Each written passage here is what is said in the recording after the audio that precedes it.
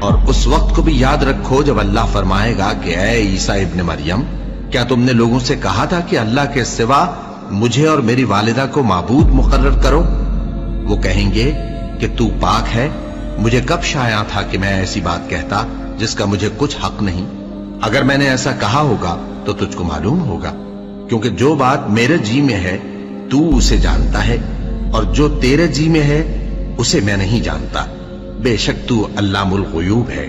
میں نے ان سے کچھ نہیں کہا بجز اس کے جس کا تو نے مجھے حکم دیا، وہ یہ کہ تم اللہ کی عبادت کرو جو میرا اور تمہارا سب کا پروردگار ہے، اور جب تک میں ان میں رہا ان کے حالات کی خبر رکھتا رہا۔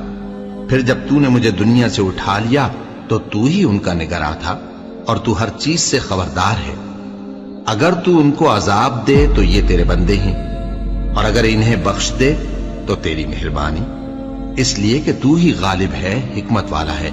اللہ فرمائے گا کہ آج وہ دن ہے کہ سچوں کو ان کی سچائی ہی فائدہ دے گی۔ ان کے لیے باغ ہیں جن کے نیچے نہریں بہ رہی ہیں، ہمیشہ ہمیشہ وہ ان میں بستے رہیں گے۔ اللہ ان سے خوش ہے اور وہ اللہ سے خوش ہیں، یہی بڑی کامیابی ہے۔